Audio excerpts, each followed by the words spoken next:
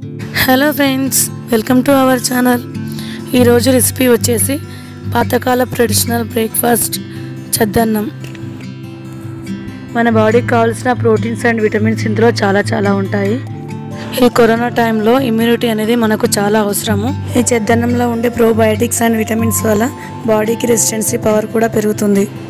So ఇప్పుడు మనం ఈ చద్దన్నం ఎలా చేయాలో చూసేద్దాం. ఇప్పుడు ప్రాసెస్లోకి వెళ్ళిపోదాం.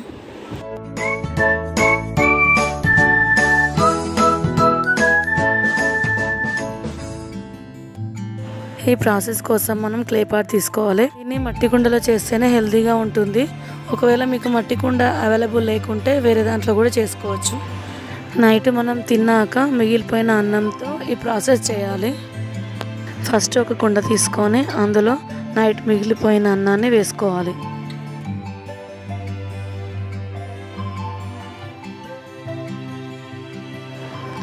ఇప్పుడు ఇందులో అన్నం మునిగిపోయేంత వరకు వాటర్ యాడ్ చేసుకోవాలి.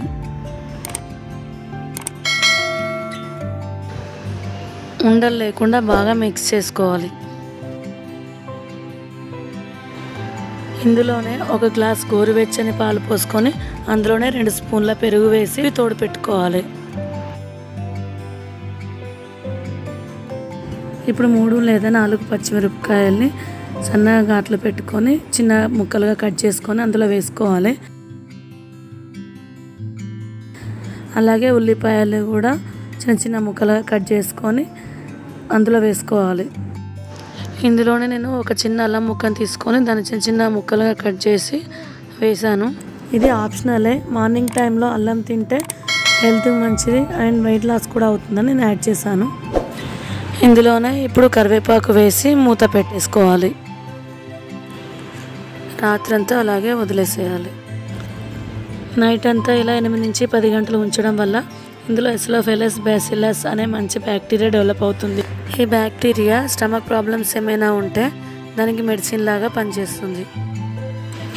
నెక్స్ట్ డే మార్నింగ్ మూత తీసి చూస్తే పెరుగు తోడుకొని అన్నం బాగా పులిసిపోయి ఉంటుంది. ఇప్పుడు ఇందులో మన టేస్ట్ తగ్గట్టు సాల్ట్ వేసుకొని బాగా కలుపుకోవాలి. సో ఇప్పుడు మనకు కావాల్సిన హెల్తీ బ్రేక్ఫాస్ట్ చద్దన్నం రెడీ అయిపోయింది.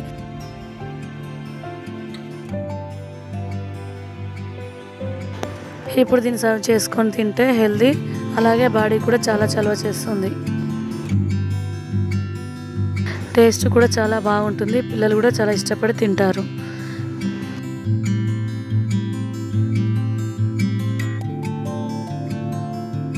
ఈ ట్రెడిషనల్ హెల్తీ బ్రేక్ఫాస్ట్ మీకు నచ్చింది అనుకుంటున్నాను.